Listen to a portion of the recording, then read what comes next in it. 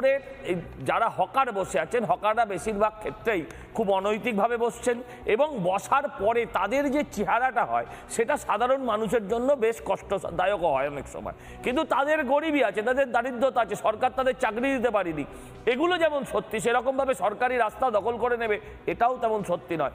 সরকার তাদের সঠিক পুনর্বাসনের কথা কি ভাবলো সেটা আমরা জানি না। বেআইনি বাড়ি, আমি আপনাদেরকে একটা প্রশ্ন করি, প্রথম এটাও বলি, বেআইনি বাড়ি তোলার ক্ষেত্রে বা ভাঙার ক্ষেত্রে কোনোটাতেই কাউন্সিলরের ভূমিকা নেই। কাউন্সিলর ওখানে গায়ের জোরে পয়সা নেয়, শুধু কাউন্সিলর না, পুলিশও অর্ধেকটা পয়সা নেয়। আমি আপনাদেরকে বলি, আপনি কি জানতেন না আপনার কাউন্সিলররা পয়সা নেয়?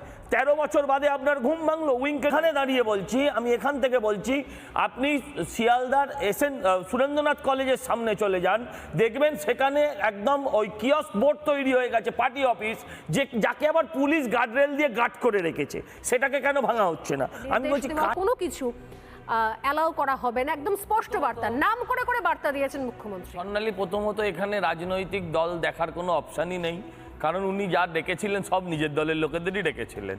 ঝালদা, তাহেরপুর তাদেরও ডাকেননি, আর যার যে কয়েকজন অল্প কয়েকজন বিরোধী কাউন্সিলর আছে তাদের তো ওখানে যাওয়ার প্রশ্নই ছিল না, তো তাদেরই উনি ডেকেছিলেন। প্রথম কথাই বলি যে প্রাক্তন মেয়রও বসে আছেন। হ্যাঁ, আমি বলি যে হকার বসানোটা কোনো কাউন্সিলরের কাজই নয়। কাউন্সিলররা বকলমে পয়সা নিয়ে বসিয়ে দিতে পারে, কিন্তু হকার বসানো বা হকারকে উচ্ছেদ করা, দুটোর মধ্যে কাউন্সিলরের কোনো ভূমিকা অফিসিয়ালি নেই। আজকে উনি কাউন্সিলরদের বকাবকি করছেন। আচ্ছা, ভবানীপুরেও তো অর্ধেক সিটে অর্ধেক ওয়ার্ডে উনি হেরেছেন, তার জন্য কাউন্সিলরদের বকাবকি করে কি হবে? তার জন্য তো ওনার নিজেকে আয়নার সামনে দাঁড়িয়ে নিজেকে বকা উচিত। সব যে হেরেছেন সেটা যে কাউন্সিলরদের জন্য, এটা তো হতে পারে না। এক, দুই, দেখুন শহরের যারা হকার বসে আছেন, হকাররা বেশিরভাগ ক্ষেত্রেই খুব অনৈতিকভাবে বসছেন এবং বসার পরে তাদের যে চেহারাটা হয় সেটা সাধারণ মানুষের জন্য বেশ কষ্টদায়ক হয় অনেক সময়। কিন্তু তাদের গরিবই আছে, তাদের দারিদ্রতা আছে, সরকার তাদের চাকরি দিতে পারেনি, এগুলো যেমন সত্যি সেরকমভাবে সরকারি রাস্তা দখল করে নেবে এটাও তেমন সত্যি নয়।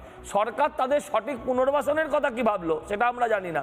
ইনি একদিন কিন্তু এই উচ্ছেদের বিরোধিতা করতেন, রেলের জমি থেকে রেল উচ্ছেদ করতে চেয়েছিল কিছু মানুষকে, ইনি সেখানে গিয়ে বসে পড়েছিলেন। এরকম অপারেশন সানশাইনের উনি বিরোধিতা করেছিলেন, আজকে উনি অপারেশন সানশাইনটাকে বকলমে করছেন। এবার আমরা দেখতে চাই, উনি তো বলছেন উনি হকারের বিরুদ্ধে নয়, আর এটা অনেকে বলে যে হকার উচ্ছেদ করতে গেলে সরকার উচ্ছেদ হয়ে যায়, তাই হকার কোনো সরকারই উচ্ছেদ করতে চায় না। কিন্তু উনি চাইছেন যাতে একটুখানি স্বচ্ছতা থাকুক, যাতে কাউন্সিলর তারা কোথাও কাটমানি না নেয়, বেআইনি নির্মাণ না হয়, একটু ভ্যাট থেকে দুর্গন্ধ বেরোয়, যাতে পুরসভার কাজগুলো হয়, সামনে বর্ষা আসছে ড্রেনগুলো পরিষ্কার করা হয়। উনি তো সামগ্রিকভাবে বলছেন, আপনি সমস্ত রাজনৈতিক দলের কাউন্সিলরদেরই বলছেন যেন কাজটা প্রত্যেকে করে, আপনাদের কাজ করতে বলছেন। আমি প্রথম বলি, আপনি যাকে দেখলেন যে নারদায় শুয়ে শুয়ে টাকা নিচ্ছে, তাকে আপনি পরবর্তীকালে মেয়র করে দিলেন, আবার আপনি কাটমানির বিরোধিতা করবেন, এটা কেমন করে হয়? এক, উনি যেমন বলেছেন এবার কি নর্দমা আমি সাফ করব, নর্দমা যেমন উনি সাফ করবেন না, নর্দমা সেরকম কোনো কাউন্সিলরও সাফ করবে না। নর্দমা সাফ করার জন্য যে পরিমাণ লোকের প্রয়োজন আছে, ভ্যাট পরিষ্কার করার জন্য যে পরিমাণ লোকের প্রয়োজন আছে, কলকাতা পুরসভায় কমপক্ষে আজকে 30,000-এর বেশি পদ শূন্য আছে, যেটা একটা বড় অংশ SWM বা সাফাই কর্মচারী। ফলে সাফটা করবে কে? এই যে 100 দিনের ওয়ার্কার, 100 দিনের ওয়ার্কাররা সব পলিটিক্যাল রিক্রুটমেন্ট, তারা পার্টি অফিসে ধূপধুনো দেবে, তারা আর যাই হোক তারা রাস্তা ঝাড় দিতে নামতে চায় না। এই যে বর্তমান পরিস্থিতি, এই পরিস্থিতিতে কাজ করতে হবে। কলকাতা পুরসভাকে যদি কাজ করতে হয় তাহলে অবশ্যই লোক নিয়োগ করতে হবে। আর রইল বাকি হচ্ছে কাউন্সিলরদের কাটমানি, বেআইনি বাড়ি। আমি আপনাদেরকে একটা প্রশ্ন করি, প্রথম এটাও বলি, বেআইনি বাড়ি তোলার ক্ষেত্রে বা ভাঙার ক্ষেত্রে কোনোটাতেই কাউন্সিলরের ভূমিকা নেই। কাউন্সিলর ওখানে গায়ের জোরে পয়সা নেয়, শুধু কাউন্সিলর না, পুলিশও অর্ধেকটা পয়সা নেয়। আমি আপনাদেরকে বলি, আপনি কি জানতেন না আপনার কাউন্সিলররা পয়সা নেয়? 13 বছর বাদে আপনার ঘুম ভাঙলো উইঙ্কেল টিঙ্কেল, একটা সিনেমা দেখেছিলাম, 19 বছর বাদে একজন লোকের ঘুম ভেঙেছিল, ওনার 13 বছর বাদে ঘুম ভেঙেছে। আমি একটা ছোট্ট প্রশ্ন করতে চাই, সেটা হচ্ছে যে এই যে গার্ডেন রিচে বাড়িটা ভেঙে পড়ে গেল, তারপর থেকে অনেক ধক্কা নিনাদ, অনেক বাজারে আওয়াজ, এই হবে সেই হবে, হ্যাঁ LBSদের ডেকে গালিগালাজ করা হলো, এই করা হলো তাই করা হলো, আজ অবধি কটা বেআইনি বাড়ি ভাঙা হয়েছে? আজ অবধি কটা বেআইনি বাড়ি ভাঙা হয়েছে? এরপর হয়তো হবে, এখন তো মুখ্যমন্ত্রী কড়া বার্তা দিয়ে দিয়েছেন, এখন আর কেউ করতে পারবে না, সব সাময়িক।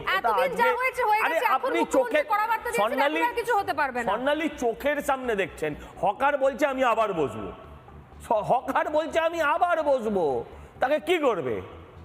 এটা নিয়মিত করার কাজ, এটা একদিনের কাজ নয়। একদিন বুলডোজার দিয়ে ভেঙে গুঁড়িয়ে দিল, সারাদিন টিভিতে দেখালো, মানুষ বলল বাবা কি কাজ হচ্ছে, দারুণ কাজ হচ্ছে, এটা হতে পারে।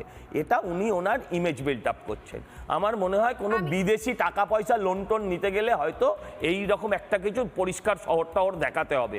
সেই জন্যই যেটা অপারেশন সানশাইনের সময় করা হয়েছিল, এটাও বোধহয় সেরকম কোনো কারণ আছে যার জন্য উনি এই হঠাৎ করে এই কাজটা করতে নেমেছেন। পুরসভা নয় সজলবাবু, এটা তো আরো অনেক পুরসভা। হাওড়া পুরসভার কথা বলেছেন, হাওড়ায় তো পুরসভাই করেননি উনি। হাওড়ায় তো পুরসভাটা ওনার জন্য আজকে 7-8 বছর 9 বছর হয়ে গেল বন্ধ হয়েছিলেন যে আমি ওদের আর জানলে টিকিট দিতাম না। মুখ্যমন্ত্রী বলেছিলেন জানলে টিকিট দিতাম না। আচ্ছা আপনারা কি আজকাল দিলীপ ঘোষের কথা সুকান্ত মজুমদারের কথাই চলছেন? না না, দিলীপ ঘোষ না সুকান্ত মজুমদারের কথাই চলছে আজকে তৃণমূল। সেটা বক্তব্য নিয়ে আমি চলে যাবো বিকাশ রঞ্জন ভট্টাচার্যের আমি কাছে। শুধু দুটো লাইনে বলবো যে শুধু রাস্তার হকারের ভাঙছেন কেন, কিয়স ভাঙছেন কেন? শহর জুড়ে তো তৃণমূলের পার্টি অফিস হয়ে গেছে, বিভিন্ন রাস্তার উপরে পাকা কংক্রিটের তৈরি হয়ে গেছে, সেগুলো কেন ভাঙা হবে না? আমি হ্যাঁ, সেই কাটমানি কি ফেরত নেওয়া যায় এভাবে? যারা কার্ড মানি নিয়েছে তাদের তো গ্রেপ্তার করতে হবে আগে। তারা ব্যাংকে অ্যাকাউন্টের মাধ্যমে টাকা ফেরত কি করে দিতে পারে? আপনি চুরি করেছেন, আপনি বললেন আমি চুরির টাকা ফেরত দিচ্ছি, তাহলে কি চুরির অপরাধ মাফ? আরেকটা কথা শেষ করে যাই, উনি নিজে বলবেন গ্র্যাজুয়েট ছেলে, তোমরা কিছুটা মুড়ি কিছুটা চানাচুর মাকে বলো একটু ঘুগনি বানিয়ে দিতে, তারা সেই ঘুগনি নিয়ে চায়ের কেটলি নিয়ে তারা রাস্তায় বেরিয়ে পড়বে, তারা বসে পড়বে নতুন করে, আবার তিনিই লাথি মেরে তাদের তুলে দেবেন। এই যে মানে দ্বৈত চরিত্র, এটাতেই তো বাংলার মানুষ হতবাক।